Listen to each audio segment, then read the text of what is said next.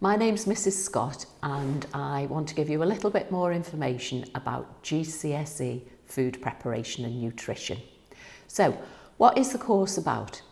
It's about instilling a love of practical cooking and you'll be able to express your creativity in a really important way. So, a little bit more about the course. What will you actually be doing? You'll be developing higher level practical skills using a variety of cooking techniques and equipment. We'll teach you how to make your own pasta, jointed chicken, and to make, high skilled dishes like profiteroles, lemon meringue pies. We'll also develop your knowledge and understanding of how and why ingredients work, looking at why we use one particular type of flour for, say, bread, and why we use another flour when we make pastry. And then we'll also look at the relationship between diet and good health and how what we eat affects our body.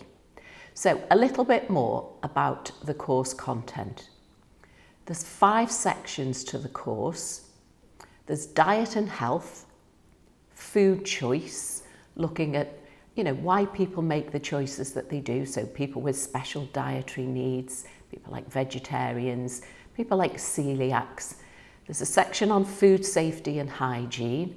There's a section on food provenance, and then there's also a practical section. So, how is the course assessed?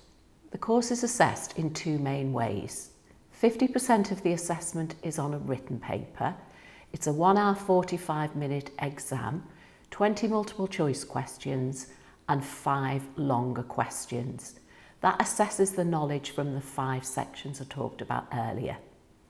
The other 50% of the assessment is based on 2 what we call NEAs, or non-examined assessments. The first one, which is worth 15%, is what's called a food investigation task, and that is looking at food science and how ingredients work and why they do what they do, and which are the best ingredients, for instance, to make a meringue or to make bread. It's a little bit like doing a science investigation. You write your own hypothesis, you have to decide what your variables are, what you're going to change and test, and then try and make sure that your investigation is a fair test. The second NEA is called a food practical examination, and this is where you're given a brief. For instance, cooking for the elderly or children, or it might be for a culture like Italy or India. And you have to produce 3 high-skill dishes in 1 3-hour time slot. And you're assessed on your method of work, the skills that you show, and the quality of your dishes. So a little bit about the course outside of the classroom. You'll be given the opportunity to study for a nationally recognised food safety and food handlers course. So if you wanted to go and get a part-time job, say in the 6th form, you'd have a food hygiene certificate that you could take with you to the job. We also enter you for a national competition which is to do with food styling and presentation, called the Tunnocks Tea Cake Challenge. And we also work with a chef from the Institute of Culinary Arts who will come into school, and he will work with you and give you some opportunities to see what the hospitality and catering industry is about. So what could you do with the GCSE course once you've finished? So obviously the hospitality and catering industry is the biggest single employer in the country. So you could go and work in hospitality or the visitor economy. Lots of job opportunities there.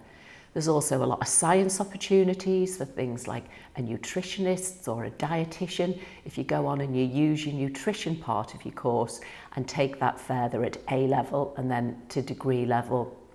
There's a lot of social jobs you can go into, for instance, environmental health officer, public health, and then there's lots and lots and lots of manufacturing opportunities, quality control, recipe development, food production, and then more creative things like food styling, food photography, lots and lots and lots of programs being made on the television about food, and obviously a background in food and nutrition would lead you into those. I'd really like to have you join me on the course and giving you some more information. Thank you.